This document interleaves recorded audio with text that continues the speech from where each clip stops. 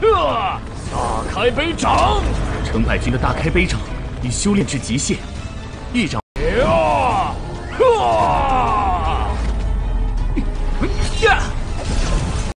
Halo teman-teman, selamat datang kembali di channel saya. Di video ini melanjutkan alur cerita film animasi yang berjudul The Path of True Martial Arts Part 4. Bagi teman-teman yang suka dengan video ini, mohon bantuannya untuk like dan komennya, agar channel ini bisa berkembang ke depannya. Tanpa berlama-lama lagi, yuk kita mulai saja ceritanya. Setelah kematian ketua geng Hiu Laut, Ni Feng berpikir untuk membunuh para anak buah geng Hiu Laut. Dikarenakan bisa saja di masa depan mereka dapat mengulangi perbuatannya kembali. Akan tetapi Ni Feng mengurungkan niatnya dikarenakan para pengikut geng Hiu Laut meminta ampun untuk mengampuni mereka. Mereka berjanji tidak akan melakukan perbuatan yang dilakukannya di masa lalu. Setelah Ni Feng melakukan latihan tertutup dan melakukan beberapa kemajuan, dan juga Ni Feng sudah berada di tahap akhir dari alam perubahan darah. Dengan teknik api sejati mataharinya, hanya menunggu waktu saja Ni Feng akan menerobos alam perubahan janin. Akan tetapi Ni Feng merasa ada masalah tentang kultivasinya. Meskipun Ni Feng merasa lebih baik dalam pembersihan sum-sum tulang, dan juga perubahan darah prajuritnya, akan tetapi belum ada tanda-tanda mengalami perubahan keseluruhannya.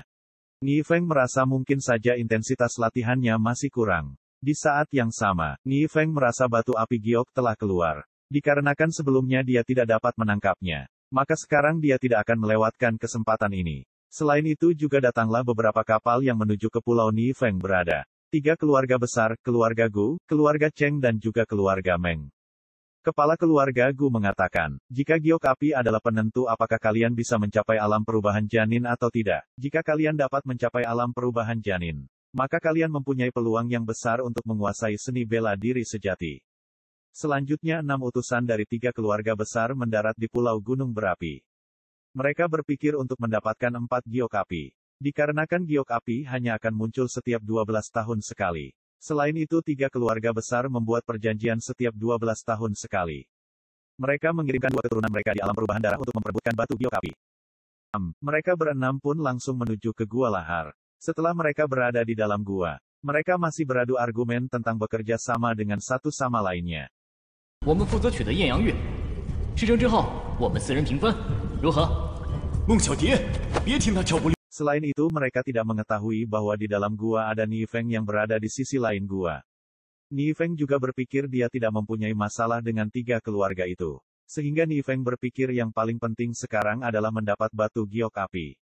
Jika Ni Feng mendapatkan batu giok api, maka dia dapat menembus alam perubahan janin tanpa hambatan. Setelah beberapa jam kemudian, batu giok api pertama telah muncul. Di saat mereka bertarung untuk memperebutkan batu giok apinya, Ni Feng menggunakan kesempatan itu untuk mendapatkan batunya.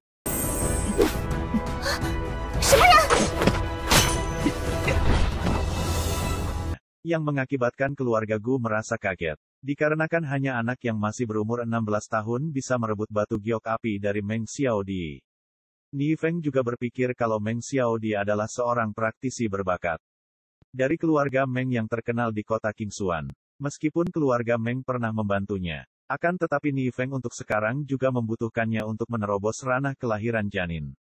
Setidaknya membutuhkan 3 giok api. Akibat dari tindakan Ni Feng, keluarga Cheng mengancam Ni Feng untuk menyerahkan batu yang didapatnya. Akan tetapi Ni Feng mengejek keluarga Cheng dengan sebutan banjingan, yang membuat keluarga yang lainnya tertawa. Selanjutnya batu kedua muncul. Ni Feng bergegas untuk menangkapnya. Dan juga Ni Feng dengan mudah dapat menghindari serangan dari mereka berenam. Setelah Ni Feng mendapatkan batunya, keluarga Cheng merencanakan sesuatu. Untuk membiarkan Ni Feng mendapatkan semua batunya kemudian mereka akan merampok semuanya darinya. Setelah 2 batu giok api terakhir didapatkan Ni Feng, kedua utusan keluarga Cheng langsung menyerang Ni Feng. Akan tetapi keduanya berakhir dengan babak belur dihajar Ni Feng.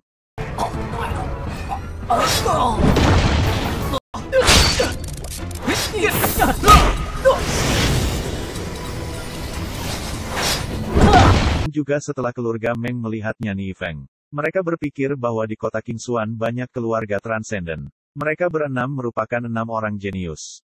Tetapi mereka berenam bukan apa-apa di depannya. Takutnya di kota Qingxuan tidak ada yang bisa dibandingkan dengan kejeniusannya. Di saat Megan Xiaodi akan mundur, Ni Feng memberikan 1 batu giok api padanya. Setelah Ni Feng memberikan batu giok padanya, dia merasa bahwa tidak pernah mengenal Ni Feng sebelumnya. Apakah Ni Feng jatuh cintanya padanya? Setelah itu Meng Xiaodi menanyakan kepada Ni Feng, kenapa dia memberikan batunya kepadanya. Ni Feng hanya mengatakan kalau dia mengembalikan batu yang sebelumnya direbut darinya. Selanjutnya Ni Feng bertanya kepada Meng Xiaodi, apakah ada seorang praktisi transenden dari keluarga Cheng yang datang? Meng Xiaodi mengatakan bahwa tidak ada ranah transenden yang datang. Hanya senior puncak ranah kelahiran janin yang bernama Cheng Baijun. Selanjutnya Meng Xiaodi mengingatkan Ni Feng untuk segera pergi. Pasti senior Cheng Baijun tidak akan tinggal diam setelah kejadian ini. Pasti tidak akan tinggal diam dan akan membalaskan dendam.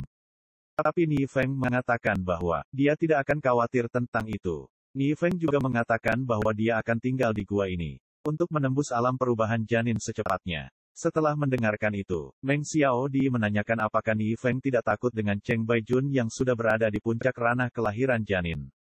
Setelah mendengarkan itu Ni Feng mengatakan bahwa hanya puncak ranah perubahan janin tidak perlu ditakuti. Hanya ranah Tanchenden yang disebut kuat. Di sisi lain dua utusan dari keluarga Cheng melaporkan kepada Chung Baijun atas kejadian yang dialaminya. Setelah mendengarkan penjelasan mereka, Chung Baijun marah mengatakan mereka berdua sampah. Bahwa mereka tidak dapat menghadapi dua keluarga lainnya. Tetapi mereka berdua menjelaskan bahwa mereka dipukuli bukan dari dua keluarga lainnya, melainkan orang lain.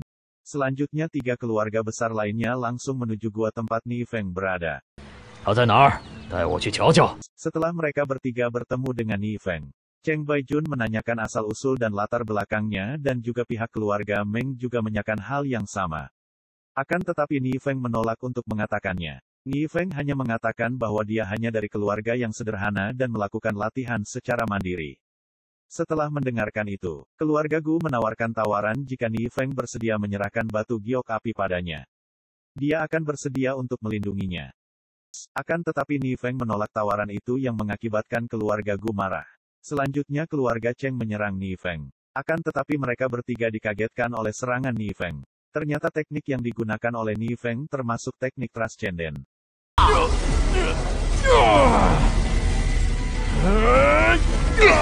Akibat dari serangan Ni Feng, tiga keluarga besar akhirnya menyerah dan meninggalkan gua tempat Ni Feng berada.